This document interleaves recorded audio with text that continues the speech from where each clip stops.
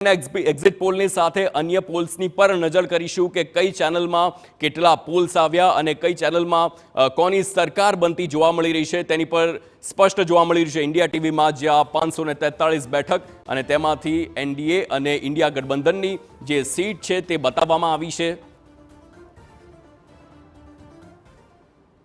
તો હાલ જે પ્રમાણેનો ટીવી9નો એક્ઝિટ પોલ છે તે પ્રમાણે ફરી એક વખત એનડીએની સરકાર બનવા જઈ રહી છે।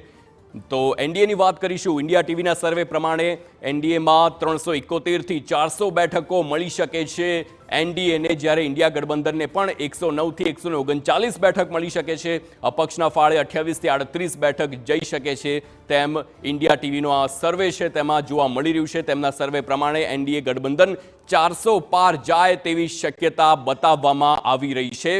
વિવિધ આજે સર્વે કરવામાં આવ્યા છે સમગ્ર દેશમાં વિવિધ ચેનલ્સ દ્વારા પણ તેનો આ સર્વે આપ જોઈ શકો છો। એનડીએને 358 બેઠક નવ ભારત બતાવી રહી છે। તો ઇન્ડિયા ગઠબંધનના ફાળે 132 બેઠક આવશે, જ્યારે અપક્ષના ફાળે પણ 53 બેઠક જોવા મળી રહી છે। તો એનડીએને નવ ભારતના જે સર્વે છે તે પ્રમાણે 358 બેઠક એનડીએના ફાળે આવી શકે છે તે જોવા મળી રહ્યું છે।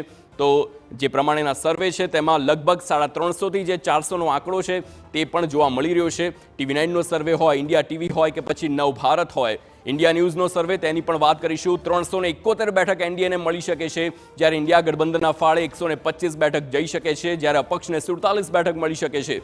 એટલે કે 371 બેઠક ભાજપ અને એનડીએ મેળવી શકે છે। આ સર્વેમાં જન કી બાતનો જે સર્વે છે તેની વાત કરીશું, જ્યાં 362 થી 392 બેઠક ઇન્ડિયા ગઠબંધન એનડીએને મળી શકે છે, જ્યારે ઇન્ડિયા ગઠબંધનના ફાળે 118 થી 133 બેઠક જઈ શકે છે। જન કી બાતનો આ સર્વે છે। આ તમામ સર્વેની જો આપણે એવરેજની વાત કરીએ તો 350 થી 400 સીટની વચ્ચે એનડીએને મળી શકે છે। ન્યૂઝ નેશનનો આપ સર્વે જોઈ શકો છો, જ્યાં 342 થી 378 બેઠકો એનડીએને મળી શકે છે, જ્યારે ઇન્ડિયા ગઠબંધનના ફાળે 153 થી 169 બેઠકો તેમના ફાળે જાય તેમ સ્પષ્ટ જોવા મળી રહ્યું છે।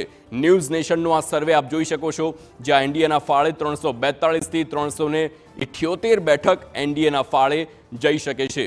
તો આજે સમગ્ર દેશમાં વિવિધ ન્યૂઝ ચેનલ્સ દ્વારા આ સર્વે કરવામાં આવ્યા અને આ સર્વેમાં ક્યાંક ને ક્યાંક 350 થી 400ની વચ્ચે આ બેઠકો જોઈ શકો છો। તો મેટ્રિઝની વાત કરીશું, જ્યાં મેટ્રિઝમાં એનડીએમાં 353 થી 368 બેઠક મળે તેમ જોવા મળી રહ્યું છે અને ઇન્ડિયા ગઠબંધનના ફાળે 118 થી 133 બેઠક મળે તેમ જોવા મળી રહ્યું છે। તો આ મેટ્રિઝનો આ સર્વે છે અને આ સર્વે પ્રમાણે જે પ્રમાણે મેં કીધું કે લગભગ એવરેજની વાત કરીએ તો 350 થી 400ની વચ્ચે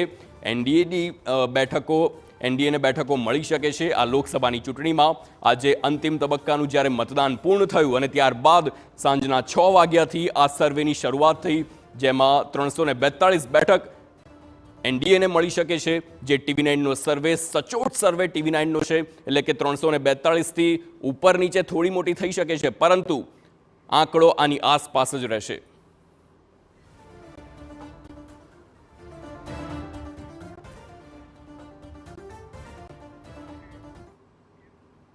તો એક્ઝિટ પોલના તમામ આંકડા પર નજર કરીશું, પરંતુ હાલ રોકાઈએ એક બ્રેક માટે।